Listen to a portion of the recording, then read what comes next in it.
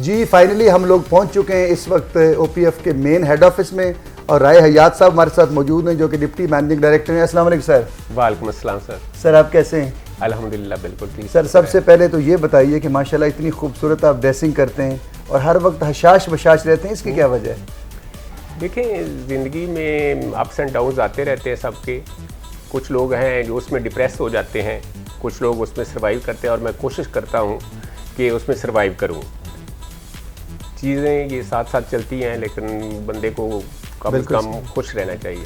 अच्छा राय साहब, एक और चीज़ है, इदारा डेफिनेटली ओपीएफ बहुत सारे ओवरसीज़ पाकिस्तानी जानते होंगे, लेकिन मोस्टली ओवरसीज़ पाकिस्तानी फाउंडेशन को ओवरसीज़ ही नहीं जानते, इसकी वजह क्या है? असल में इसको सोशल मीडिया के ज़रिए या वैसे इतना एडवर्टाइज शायद हम नहीं कर सके, ये शुरू से रहा है।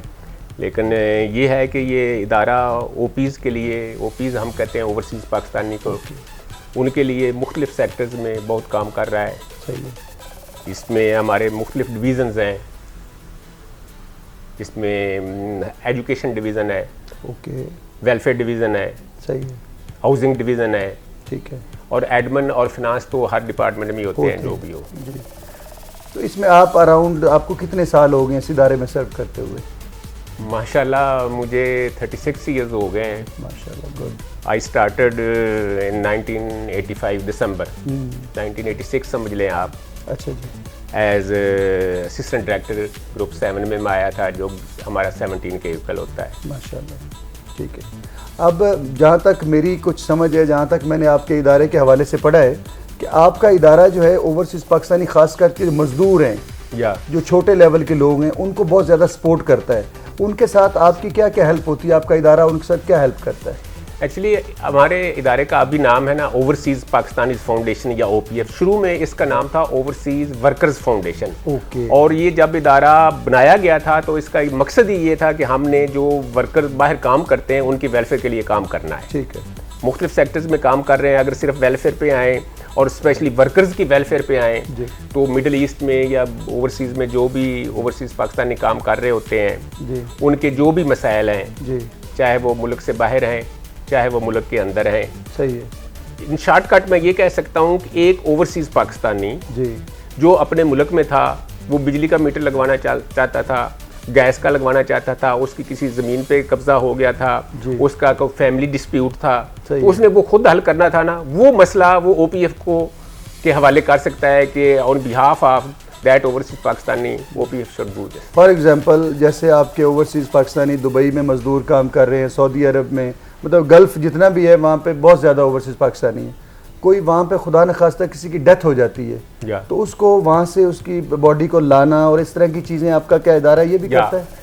खुदा न खास्ता अगर किसी की डेथ हो जाती है ना तो सबसे पहले हमारे हर एम्बेसी में और बाहर काउंसलेट में हमारे होते हैं CWA, community welfare attaché. Okay, ठीक है ना। एम्बेसी का काम है कि वो उनको भिजवाता है उनकी डेड बॉडी को। वो सारा एक प्रोसेस होता है, जो बाहर के मुल्क में रहते हैं उनको उसका अंदाज़ा है, उस पर टाइम लगता है। उसके लिए सबसे पहले वो हमें लिखते हैं कि इनके जो लवाहकीन हैं उनसे कंसेंट लें, उनकी रजामंदी लें कि वो उसको यहीं दफनाना चाहते हैं या वापस लाना चाहते हैं। अगर वो वापस वहाँ वो इदारा आपसे रब्ता करता है कि उसके लवाहकीन, एम्बेसी हमसे रब्ता करती है। ओके। तो हम उनके लवाहकीन से पूछकर अगर वो वापस मंगवाना चाहते हैं तो उसकी मैयत गवर्नमेंट के खर्चे पे वापस आती है। और आगे हर एयरपोर्ट पे, हर इंटरनेशनल एयरपोर्ट पे 24/7 हमारा स्टाफ होता है। ओके। वो उस डेड बॉडी को भी रिसीव करता है। और हमारे वहाँ पे एम्बुलेंस होती है, एम्बुलेंस सर्विस है, फ्री एम्बुलेंस उस डेड बॉडी को उसके घर तक पहुँचाते हैं। ठीक है। And after that if the widow या उसका फादर या उसकी मदर, अगर उसकी शादी नहीं हुई, अप्लाई करता है तो हम उसको कहते हैं फिनेंशियल एड। ओके। वो 4 लाख रुपया हम देते हैं उसको। वो एक प्रोसेस है, उसके ज़रिए टाइमली मिलता है, फ़ौरन नहीं मिलता। तो ये जिन लोगों की आप हेल्प करते हैं ओवरसीज़ पाकिस्तानीज़ की, क्या वो आपके मेंबर होते हैं या जो मेंबर नहीं भी होता तब भी करते हैं? उसमें फिनेंशियल एड के लिए, ओपीएफ में प्लाट्स की बुकिंग के लिए, उसमें ओपीएफ कॉलेजेस में या स्कूल्स में एडमिशन के लिए मेंबरशिप होना ज़रूरी है। मेंबरशिप उसका कोई इतना वो मुश्किल मरहला नहीं है। एक्चुअली बहुत से हमारे वो जैसे आपने शुरू में जिक्र किया ना कि ओवरसीज पाकिस्तानीज को पता ही नहीं है कि ओपीएफ क्या है, बिल्कुल पता ही नहीं, ठीक है ना। एक्चुअली होता ये है कि एक बंदा है वो कहता है कि मैं लेबर में जा रहा हूँ या मैं ड्राइवर में जा रहा हूँ, तो वो किसी एजेंट के पास जाता है, ठीक है ना, वो उसको कहता है कि ठीक है मैं आपको भिजवा देता हूँ जी। वो सारी फीस लेकर वो एक सर्टन अमाउंट नेशनल बैंक में जमा करवाता है, ठीक है, जिसमें उसकी प्रमोटर की फीस होती है, सही है, जिसमें उसका state life insurance corporation of Pakistan का होता है 2000, इसी तरह उसमें उसका वेलफेयर फंड होता है 2000, वो हमें आ जाता है, ठीक है। जब वो पैसे बैंक में जमा होते हैं उसी वक्त वो हमारे अकाउंट में ट्रांसफर हो जाते हैं, ठीक है। हम गवर्नमेंट ऑफ पाकिस्तान से या फिनांस मिनिस्ट्री से कोई पैसा नहीं लेते, ठीक है। हमारा जो सारा सर्कल है, हमारी जो हाउसिंग स्कीमें हैं, हमारे जो स्कूल्स हैं, हम जो फिनेंशियल एड देते हैं या हमारे जितने भी सारे फंक्शंस हैं वो उसी 2000 से चलते हैं, ठीक है। और वो 2000 हमें पे करने के बाद जो वेलफेयर फंड है वो हमारा मेंबर रहता है जब तक वो बाहर रहे। पाकिस्तान वापस आने के 3 साल तक ही वो हमारा मेंबर रहता है और वो सारी जो फैसिलिटीज़ है ना वो अवेल कर सकता है। सही है।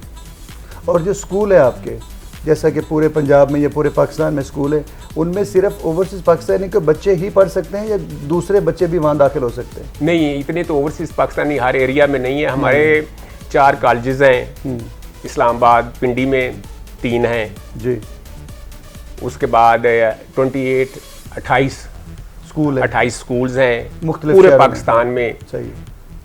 तो उनमें ज़ाहिर है वो मुख्तलिफ छोटे शहरों में भी हैं, सियालकोट में है, गुजरात में है, बलवाल में है, दादू में है, मैट्रिक तक लेवल के, जो मैट्रिक तक लेवल के हैं, शेखुपुरा में है, ऐसे मुख्तलिफ शहरों में है। और वहाँ पे इतने ओवरसीज पाकिस्तानी नहीं होते। हाँ, उसमें ये होता है कि प्रेफरेंस ओवरसीज पाकिस्तानी के बच्चे को दिया जाता है, ठीक है, और उसकी 50% डिस्काउंट है उसकी फीस में। ओके, 50% ओपीज के बच्चे को डिस्काउंट है, और एक नॉर्मल पाकिस्तानी का बच्चा आता है और एक ओवरसीज पाकिस्तानी का बच्चा आता है, और सीट एक है तो उसमें प्रेफरेंस ओवरसीज पाकिस्तानी के बच्चे को। सर फीस क्या होती है बच्चों की जो प्राइवेट है या वो अराउंड की फीस? सबकी एक फीस तो पाकिस्तानी की, मतलब जैसे गवर्नमेंट स्कूल्स होते हैं वैसे गवर्नमेंट से ज्यादा है। नॉर्मल आप समझ लें कि उनकी एजुकेटर्स हैं जैसे थोड़ा सा 1000 से 1500 तक, 1000-1500 के दरमियान। तो फिर उसमें डेफिनेटली जो आपका स्टाफ होता है वो भी हाईली क्वालिफाइड होंगे। हाँ, इसमें जो प्रॉब्लम आ रहा है हमें वो यही आ रहा है कि हमारे सिवाय इस्लामाबाद के जितने भी स्कूल्स हैं जी, वो सारे डेफिसिट में, सारे नुकसान में जा रहे हैं, ठीक है। और जब भी हमारी बोर्ड की मीटिंग होती है या हायर अप से वो यही कहते हैं कि एक गली महल्ले में स्कूल खुलता है वो तो फायदे में है, आपका क्यों नहीं? तो उसकी मुख्तलिफ वजूहात हैं हमारे पास, जस्टिफिकेशन। एक तो हमारा, हम उसको जो ज़ाहिर है मैट्रिक को साइंस पढ़ा रहा है, हम उसको 17 स्केल के बराबर देते हैं सैलरी, अच्छा जी, ठीक है ना। अब जो दूसरे हैं वो उसको 20-25 हज़ार देते हैं। और इस एक दूसरा जो हमारी कोशिश होती है कि बिल्डिंग भी अच्छी हो जी, और उसमें उसका रेंट भी होता है। हमारी बहुत सी टीचर्स हैं जिनकी 40 से 50-60 हज़ार तक सैलरी है, तो इनकम उस हिसाब से उतनी नहीं होती। उसकी खैर बहुत सी वजूहत हैं जो अक्सर डिस्कस होती रहती हैं, उस पर हम कोशिश कर रहे हैं आहिस्ता काबू पाने की। फ़ीस भी नहीं बढ़ा सके, बहुत सी वजूहत हैं कि सुप्रीम कोर्ट का एक फ़ैसला है कि आपको एक सर्टन अमाउंट तक बढ़ा सकते हैं हर साल। ओके। जब भी कोई नई हुकूमत आती है ये अपने बहुत सारे रूल्स एंड रेगुलेशंस मुख्तलिफ इदारों में चेंज कर देते हैं, तो आपने काफ़ी सारी हुकूमतें देखी जैसे कि पीपल्स पार्टी की हुकूमत, दूसरी नून लीग की या PTI, तो आपको क्या लगता है कि इनमें से फ़र्क क्या था? कौन सी गवर्नमेंट जो थी उन्होंने आपके इदारे के लिए अच्छा काम किया? ये बहुत मुश्किल सवाल है। वो तो लाज़मी बात है, आपने गवर्नमेंट के साथ चलना होता है। लेकिन जो भी बात होता है कि किसी प्राइम मिनिस्टर के जो इंतजामात होते हैं, जो अहकामात होते हैं, बड़े अच्छे होते हैं। नहीं, हमारे तो सारे ही बासेस हैं, जो भी गवर्नमेंट आए उसकी जो भी डायरेक्शन हो उसके मुताबिक ही हमें चलना होता है। लेकिन अगर मेरी आप इस सिलसिले में थोड़ा सा ज़ाती राय पूछें तो पिछले जब से ये PTI की गवर्नमेंट आई है ना, हमारे एक मिनिस्टर थे SAPM adviser, special assistant to prime minister मामले खसूसी, जुल्फ़कार बुखारी साहब, जिनको जुल्फ़ी बुखारी कहते हैं जी। तो हमारी स्पेशली हाउसिंग सेक्टर में उन्होंने बहुत काम किया है, बहुत उन्होंने हमें हेल्प आउट किया है। हमारी बहुत सी ज़मीनें थी जो मुख्तलिफ कब्जा ग्रुपों में उन्होंने मुख्तलिफ कब्जा लोगों किया ने हुआ कब्जे था। किए हुए थे। इस्लामाबाद में उन्होंने 102 कनाल अराजी थी, उन्होंने वागुजार कराई। लाहौर में 58 कनाल थी, वो उन्होंने वागुजार कराई। तो उस हवाले से इदारे को बल्कि इमरान खान साहब के दौर में तो बहुत सारी प्रॉपर्टीज ऐसी हैं, हमने लाहौर में भी देखा, इस्लामाबाद में भी देखा, लोगों ने शादी हाल बनाए हुए थे, होटल बनाए हुए थे, अक्सर हम देखते रहते हैं। तो खान साहब के दौर में काफ़ी सारी चीज़ें ये जो है ना की गई। नहीं, उसमें खान साहब के दौर में, उससे पहले अगर पंजाब के हवाले से आपने बात की है तो पंजाब में भी ओपीसी एक ओवरसीज कमीशन बना हुआ है जो पंजाब लेवल पे है, वो बड़ा इफेक्टिव है जी। वो इससे पहले जो गवर्नमेंट, बल्कि ज़्यादातर इस तरह के केसेस उनके पास होते हैं, ज़्यादातर जो लैंड के केसेस हैं वो उनके पास होते हैं। सही, गुड हो गया। तो आप थोड़ा सा, क्योंकि मैंने अभी काफ़ी सारा प्रोग्राम जो है वो बोर कर दिया है आपसे ये सवालात करके, अब मैं थोड़ा सा आपकी ज़ाती लाइफ के बारे में पूछना चाहूँगा कि माशाल्लाह आपका एक सियासी बैकग्राउंड है, तो इसके क्योंकि आप अभी रिटायर के भी करीब में, रिटायरमेंट के भी, तो आपके छोटे भाई जो हैं वो भी एक सियासी लेवल पे एमपी हैं माशाल्लाह एक पार्टी में। आपका भी इरादा है कोई उसके बाद पॉलिटिशियन बनने का या पॉलिटिक्स में आने का? नहीं, रिटायर होने के बाद पहले तो यही है कि मैं अपने भाई को सपोर्ट करूंगा। ओके, देन लेट्स सी कि क्या होता है आगे। मेरे ख्याल आफ्टर 2 इयर्स, 2 साल का जो हमारा होता है, उसके बाद देखते हैं क्या सिचुएशन बनती है। अभी इस बारे में कोई फाइनल डिसीजन तो नहीं किया, लेकिन जैसा आपने बताया कि पॉलिटिकल बैकग्राउंड है हमारा और रूरल एरिया से हम बिलोंग करते हैं, तो ये हमारे खून में ये चीज़ समाई होती है कि आप लोगों की खिदमत करनी है आपने, या लोगों से आपका एक सिलसिला है वो चल रहा है। देखिए आगे क्या होता है। अच्छा, जैसे आपकी पूरे पाकिस्तान में सोसाइटीज़ हैं, अगर उनमें कोई ओवरसीज़ प्लॉट लेना चाहता है उसका क्या तरीकाकार होता है? जिन लोगों को नहीं पता तो मैं चाहता हूँ कि ज़रा आप उनको बता दें। अच्छा, इसमें हमारी जिस शहर में भी स्कीम है, 11 के करीब हाउसिंग स्कीमें हैं, और जिस शहर में भी स्कीम है, जब भी हम स्कीम अनाउंस करते हैं तो किसी भी लोकल पाकिस्तानी को उसमें प्लाट नहीं मिलता। पहली बात तो ये है कि उसमें प्लाट लेने के लिए आपको ओवरसीज़ पाकिस्तानी होना ज़रूरी है, और उसकी ओपीएफ की मेंबरशिप वो उस वक्त भी ले लेते हैं। ठीक है। एक तो ये मैं थोड़ी सी बात बताना भूल गया कि एक तो वो है ना कि जो 2000 रुपया या बाकायदा प्रोटेक्ट हो के और नेशनल बैंक में पैसे जमा करवा के जाते हैं, एक वो है जो विजिट पे जाते हैं या वहाँ सेटल हो जाते हैं, तो वो 2000 पे करने के बाद एक मेंबरशिप फार्म पर वो भी हमारे मेंबर बन जाते हैं और मेंबरशिप कार्ड इशू होता है, और वो नॉर्मली उस वक्त ही बनते हैं जब ऐसी कोई स्कीम आती है। हमारी कोशिश होती है, हमारे सारे एम्बेसीज में, कॉन्सुलेट में हमारे वो फार्म्स अवेलेबल होते हैं, CWO से आप ले सकते हैं। उसके अलावा आप तो ऑनलाइन भी आप डाउनलोड करके OPF की वेबसाइट पे जाएं तो वो ले सकते हैं। तो उनके लिए मेंबर होना ज़रूरी है। वो मेंबर बनना कोई इतना मुश्किल काम नहीं है, ये कौन सा कोई पार्लियामेंट का मेंबर। तो अगर हम आपको एक छोटी सी एडवाइस दें, आप माशाल्लाह जिस सीट पे बैठे हुए हैं तो आप ये कर सकते हैं या मज़ीद ऊपर आप बता सकते हैं, तो सबसे पहले आप अपने इदारे को थोड़ा सा ज़रा स्टेब्लिश करें कि ये लोगों को पता चलना चाहिए कि OPF इदारा क्या है। इसकी आप एडवर्टाइज़ करें टीवी चैनल्स के ऊपर, सोशल मीडिया के ऊपर, कहीं ना कहीं इसको आपको सामने लाना चाहिए। नहीं, इस बात से मैं एग्री करता हूँ आपकी बात पे, ये आप सही कह रहे हैं, लेकिन इसमें जैसे मैंने शुरू में जिक्र किया ना कि एक बंदा है जो स्पेशली जो हमारी लेबर क्लास है या जो इधर मिडिल ईस्ट में जाती है, उनको तो बिल्कुल पता नहीं होता। हालांकि हर प्रोटेक्टर ऑफिस में जब वो पैसे नेशनल बैंक में जमा करवाते हैं तो हमारा एक ब्रीफिंग सेंटर है वहाँ पे जाके प्रोटेक्टर वाले भी ब्रीफिंग देते हैं। प्रोटेक्टर ऑफिस का काम वो भी हमारी मिनिस्ट्री का इदारा है। ओके, आपकी मिनिस्ट्री का वो एक पार्ट है, वो पार्ट है। प्रोटेक्टरेट ऑफ इमिग्रेंट्स के मुख्तलिफ ऑफिस हैं, और जितने भी प्राइवेट प्रमोटर हैं वो उधर रजिस्टर्ड होते हैं। कोई भी डिमांड जब वो बाहर से लाते हैं तो वो उसका अखबार में देने से पहले उनका NOC ज़रूरी है, वो देते हैं कि ये बंदे हम बाहर भिजवा दें, ओके, फिर वो उसमें कर देते हैं।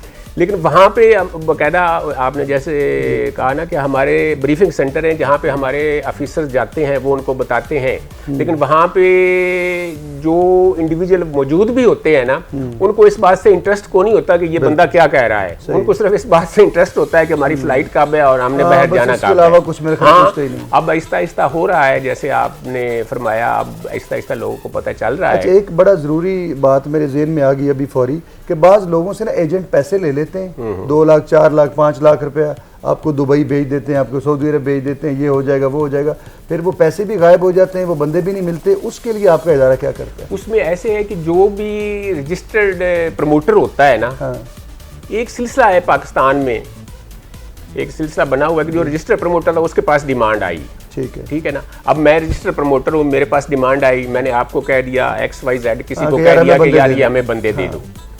अब कोई भी जो बाहर जाने वाला है ना, वो डायरेक्ट उस रजिस्टर प्रमोटर को नहीं देता पैसे, वो जो उनके सब एजेंट होते हैं, सब एजेंट होते हैं आगे, वो रजिस्टर प्रमोटर को तो वही फीस मिलती है जो वो नेशनल बैंक में जमा करवाता है, जो सब OPF एजेंट में गायब हो आती है। जाता है पैसे लेके।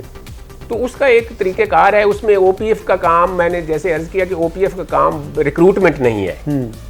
OPF का काम शुरू उस वक्त होता है जब वो बंदा प्रोटेक्ट होकर एयरपोर्ट से ओवरसीज चला जाता है। मतलब उस बंदे की आप किसी लेवल पे हेल्प करते हैं या नहीं? उसको कंसर्न जो गवर्नमेंट के लॉ इन्फोर्समेंट एजेंसीज हैं उनको भिजवा देते हैं। ओके। अब लास्ट पे आप ये बताएं कि आपकी हॉबीज़ क्या होती हैं? ऑफिस तो आप होते हैं 9 to 5, इसके अलावा आपकी हॉबीज़ क्या है, शौक क्या है? घूमना फिरना डेफिनेटली सबका होता है, आपकी हॉबीज़ क्या है? मेरा कोई ख़ास नहीं है, सुबह वॉक करता हूँ, ऑफिस आ जाता हूँ, ऑफिस से जाता हूँ तो जो दोस्त हैं पुराने उनसे मुलाकात रहती है। कोई इतनी हॉबीज़ का मौका नहीं मिला शायद। आप रिटायरमेंट के बाद खाने का शौक हो, ट्रैवलिंग का शौक हो? ट्रैवलिंग का शौक भी हर बंदे को होता है, अच्छी जगह जाने का होता है, एक हद तक है। इंशाल्लाह दुआ करें ओवरसीज इदारे के माशाल्लाह आप सेकंड हेड हैं, तो कभी आपने ओवरसीज का विजिट भी किया? ये बैड लक है कि शायद हमारे MD ने भी इस इदारे की वसासत से तो नहीं किया होगा। अच्छा। हमारे विजिट बाहर बहुत कम होते हैं, पहले होते थे when I was deputy director and additional director, उस वक्त हम देखता था कि हमारा MD बाहर जा रहा है, मिनिस्टर साहब के साथ जा रहा है। लेकिन इत्फाक है कि जब से मैं डायरेक्टर बना हूं उसके बाद मैंने किसी MD को नहीं इदारे के जितने भी अफसरान हैं उनको बाहर जाना चाहिए, विजिट करना चाहिए। हमारी जो लेबर वहाँ काम कर रही है उनके कैसे हालात हैं, वो बेचारे तंग हैं, खुश हैं, क्या कर रहे हैं, सैलरी कितनी मिल रही है, इस इदारे को करना चाहिए ऐसा। जी सही कह रहे हैं। ठीक है ना सर, बहुत शुक्रिया। मैंने 2-3 एडवाइजेज आपको दिए हैं, तो इंशाल्लाह उम्मीद है कि आपको पसंद आई होंगी। नहीं, आपने बिल्कुल सही फरमाया और हम कोशिश करेंगे कि इन पे अमल करें और अपने जो हायर अप्स हैं उन तक पहुंचाएं। थैंक यू वेरी मच कि आपने इतना कीमती टाइम दिया। So nice of you. नाज़रीन, ये था हमारा आज का पहचान पाकिस्तान, और उम्मीद है आपको पसंद आया होगा। इंशाल्लाह ज़िंदगी रही तो आपसे फिर मुलाकात होगी, और जाते जाते सिर्फ आपसे रिक्वेस्ट करूँगा कि आपने हमारे चैनल को लाइक करना है, शेयर करना है और कमेंट्स करना है। पाकिस्तान जिंदाबाद।